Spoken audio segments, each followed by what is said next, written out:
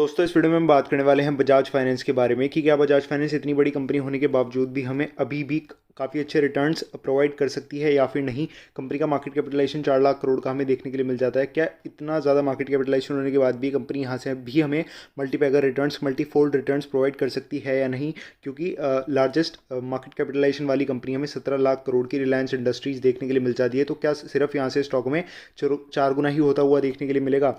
और PE ratio इस company का 71 का हमें देखने के लिए मिल जाता है। क्या पीई रेशो का लॉजिक इसमें हमें देखने के लिए मिल जाता है?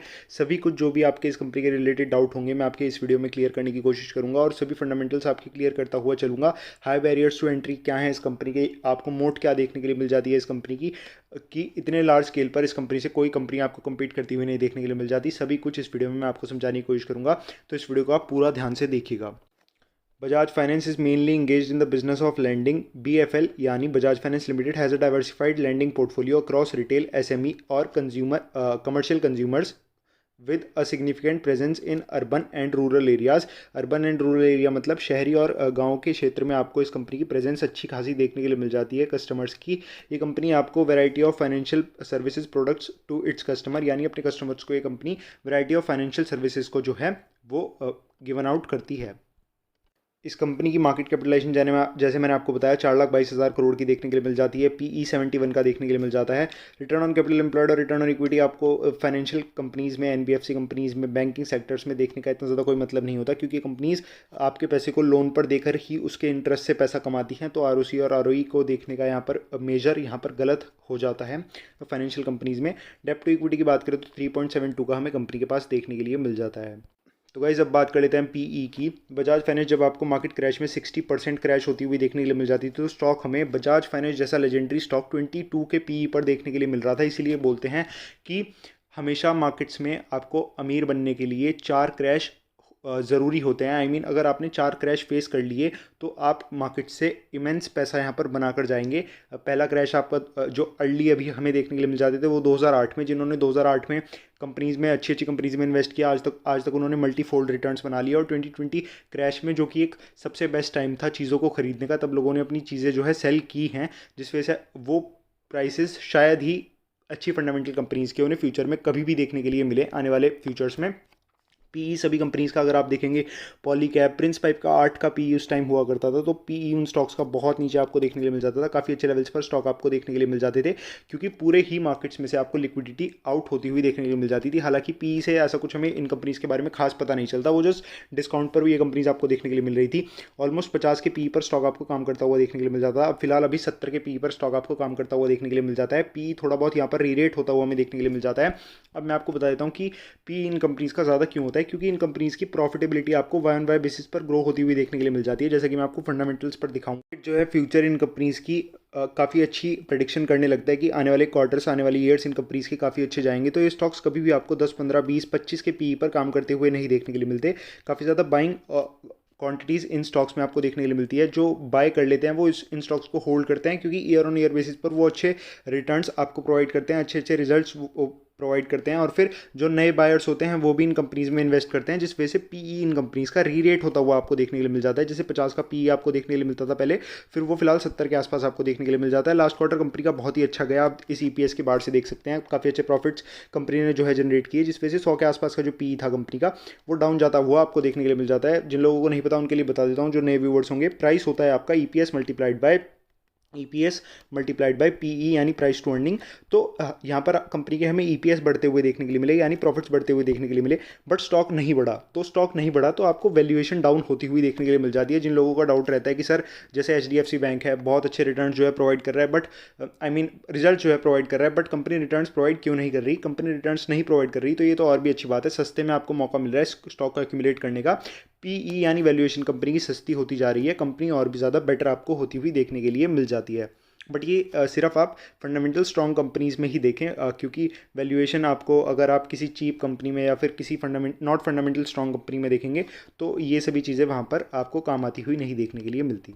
अगर कंपनी की बात करें तो प्रोज की बात करें तो कंपनी ने आपको प्रॉफिट ग्रोथ यहाँ पर लास्ट 5 सालों में 28% के सीएजीआर से कंपनी के प्रॉफिट्स ग्रो करते हुए आ रहे हैं। तो कंपनी का स्टॉक जो है, जाहिर सी बात है कि 28% से ज़्यादा परसेंटेज से ही आपको ग्रो होता हुआ देखने के लिए मिलेगा। जैसे आप सभी को पता है, जो रिटर्न्स होते हैं वो कंपनी के प्रॉफिट्स के स्लेव होते हैं, यानी गुलाम होते हैं। अगर कंपनी के प्रॉफिट्स साल दर साल क्वार्टर ऑन क्वार्टर अच्छे आ रहे हैं तो ऐसा नहीं हो सकता आपको प्राइस ना बढ़ता हुआ देखने के लिए मिले स्टॉक का। कॉन्स की बात करें तो स्टॉक हमें बुक वैल्यू से 10 टाइम्स ट्रेड करता हुआ देखने के लिए मिल जाता है, इसको आप इग्नोर कर सकते हैं। Company as a low interest coverage ratio, इसको भी आप चाहें तो इग्नोर करके चल सकते हैं। और company might be capitalising the interest cost, ये सभी चीज़ों को आपको ध्यान तो देना चाहिए, बट इन्हें फिर आपको समझना भी चाहिए कि क्या जो कौन है वो आपको ऐसे कुछ खास देखने के लिए मिल जाते हैं जिससे कंपनी के बिजनेस पर आपको फ़र्क पड़ता हुआ देखने के लिए मिले, या फिर जैसे अभी क्रूड ऑयल प्राइसेस हमें बढ़ते हुए देखने के लिए मिल जाते हैं, तो केमिकल सेक्टर में क्या तो वो फंडामेंटल्स में आपको चेंज देखने के लिए मिल जाता है, तो क्या वो आपको टेम्पररी देखने के लिए मिलते हैं या परमानेंट फंडामेंटल चेंजेस देखने के लिए मिलते हैं। इन सभी चीज़ों को आपको देखना चाहिए। अगर वो टेम्पररी हैं तो इतना ज़्यादा आपको घबराना नहीं चाहिए शॉर्ट टर्म के लिए, वो सभी आपको नॉर्मलाइज फ्यूचर में होते हुए देखने के लिए मिल जाते हैं। तो आई थिंक ये तीनों ही कौन सा आप चाहें तो इग्नोर कर सकते हैं। अब बात कर लेते हैं कि क्या कंपनी हमें फ्यूचर में अच्छे रिटर्न्स प्रोवाइड कर सकती है। तो जैसे मैंने आपको बताया, अगर कंपनी की अर्निंग्स बढ़ेंगी तो आपको स्टॉक भी ज़रूर बढ़ता हुआ देखने के लिए मिलेगा। अब 1000 गुना यहाँ से स्टॉक होना जैसे कि लास्ट 10-12 सालों में होता हुआ आ रहा है, ये तो बिल्कुल भी यहाँ पर पॉसिबल नहीं है, क्योंकि इतने बड़े मार्केट कैपिटलाइजेशन की कंपनी तो आपको यूएस मार्केट, इंडियन मार्केट कहीं पर भी नहीं देखने के लिए मिलती। एप्पल का मार्केट कैपिटलाइजेशन सबसे ज़्यादा आपको देखने के लिए मिलता है, आई थिंक ट्रिलियन डॉलर्स में उस कंपनी का मार्केट कैपिटलाइजेशन देखने के लिए मिल जाता है। बट प्रॉफिट्स अगर आप देखेंगे तो इस कंपनी के कितने हाई परसेंटेज से आपको बढ़ते हुए देखने के लिए मिल रहे हैं। इतने हाई परसेंटेज से आपको small cap companies, mid cap companies के भी बढ़ते हुए नहीं देखने के लिए मिलते, जनरली बता रहा हूँ। तो इस कंपनी के आपको काफ़ी अच्छे परसेंटेज से जो है प्रॉफिट्स बढ़ते हुए देखने के लिए मिल रहे हैं। इसका मतलब है काफ़ी अच्छे परसेंटेज से ईपीएस बढ़ते हुए देखने के लिए मिल रहे हैं। और इसी तरीके से अगर कंपनी के प्रॉफिट्स, रिवेन्यूज आपको बढ़ते हुए देखने के लिए मिलेंगे तो उतने ही परसेंट से आपको, या फिर उससे ज़्यादा ही परसेंट से आपको जो है स्टॉक का प्राइस बढ़ता हुआ देखने के लिए मिलेगा। अगर पीई री रेट होता हुआ आपको देखने के लिए मिलेगा तो डिसेंट 20 से 25% के रिटर्न ही कंपनी अभी भी आपको प्रोवाइड कर सकती है over longer period of time. Multibagger return ही कंपनी आपको प्रोवाइड कर सकती है। नेक्स्ट 10 सालों में 10 गुना भी ये स्टॉक्स आपको होता हुआ देखने के लिए मिल सकता है, अगर इसी तरीके से कंपनी आपको रिटर्न्स प्रोवाइड करती हुई देखने के लिए मिल जाती है तो। अब अगर बात करें कंपनी के हाई बैरियर टू एंट्री की क्यों कंपनी से इतने लार्ज स्केल पर कोई बड़ी कंपनी compete नहीं कर पाई है, तो इसके पीछे का रीज़न आपको देखने के लिए मिल जाता है डेटा। स्टार्टिंग में अगर आप सभी को पता हो, बहुत पहले 2008, 2009, 2010 में इजी ईएमआई के ऑप्शंस जो है आपको सिर्फ बजाज फाइनेंस देखने के लिए मिल जाती थी। अगर आप एक टीवी खरीदेंगे, वॉशिंग मशीन खरीदेंगे, या फिर कुछ भी आप छोटी से छोटी चीज़ भी खरीदेंगे, तो वहाँ पर आपको ईएमआई का ऑप्शन देखने के लिए मिल जाता था बजाज फाइनेंस पर, जिसमें वो आपको 12 से 24% का सालाना इंटरेस्ट आपसे चार्ज करता था। तो जिस वजह से ये कस्टमर्स को आपको इजी पड़ता हुआ देखने के लिए मिला, और आपको बजाज फाइनेंस की सेल्स जो है स्काई रॉकेटेड होती हुई देखने के लिए मिली, जिस वजह से कंपनी का प्रॉफिट्स भी आपको बढ़ते हुए देखने के लिए मिले। इस कंपनी के पास कंज्यूमर का डेटा आपको बहुत ज़्यादा देखने के लिए मिल जाता है कि क्या उनके बाइंग पैटर्न्स हैं, कितनी उनकी सैलरी है, क्या उनकी बाइंग कैपेसिटी है, उसी हिसाब से जो है ये लोन प्रोवाइड करते हैं। और इसीलिए इस कंपनी के एनपीए के इशू, जो कि फाइनेंशियल सेक्टर में सबसे ज़्यादा इंपॉर्टेंट होता है, नॉन परफॉर्मिंग एसेट्स के इशू, इस कंपनी के आपको सबसे कम देखने के लिए मिल जाते हैं, जिस वजह से कंपनी आपको इतने अच्छे तरीके से परफॉर्म करती हुई देखने के लिए मिल जाती है। और आने वाले फ्यूचर में भी ये कंपनी काफ़ी अच्छे रिटर्न्स आपको प्रोवाइड कर सकती है। इसी तरीके से ये कंपनी परफॉर्म कर सकती है, क्योंकि इस कंपनी के पास हाई बैरियर्स टू एंट्री आपको देखने के लिए मिल जाती है, और कंज्यूमर्स के डेटा का सबसे बड़ा एक मोट देखने के लिए मिल जाता है।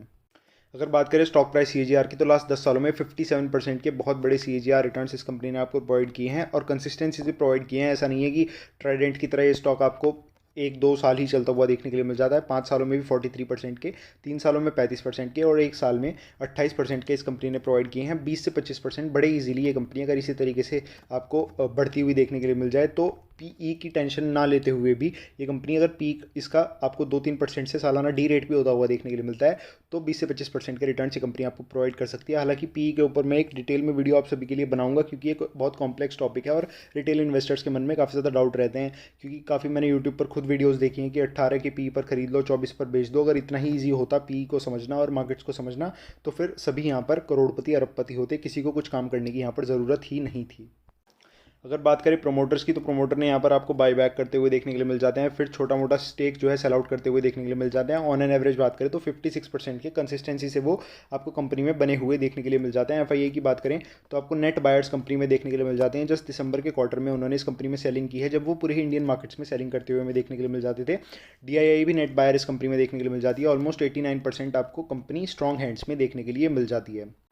तो कुछ बजाज फाइनेंस का चार्ट आपको निफ्टी की तरह ही देखने के लिए मिल जाता है। बस अगर निफ्टी 10% गिरता है तो ये स्टॉक आपको 20-25% गिरता हुआ देखने के लिए मिल जाता है, और निफ्टी अगर 10% बढ़ता है तो ये स्टॉक 20-25% आपको बढ़ता हुआ देखने के लिए मिल जाता है, क्योंकि इस कंपनी का बीटा आपको देख लीजिए, यहाँ पर बजाज फाइनेंस देखने के लिए मिल जाता है। बजाज फाइनेंस का बीटा आपको 1.8 का देखने के लिए मिल जाता है, यानी निफ्टी का जो बीटा होता है वो 1 का होता है, तो 1.8 का अगर बीटा है तो मतलब निफ्टी से ये स्टॉक आपको 1.8 टाइम्स ज़्यादा वॉलेटाइल देखने के लिए मिल जाता है। अगर निफ्टी बढ़ता है तो ये तेज़ी से बढ़ता हुआ आपको देखने के लिए मिलता है, निफ्टी गिरता है तो ये तेज़ी से आपको गिरता हुआ देखने के लिए मिल जाता है।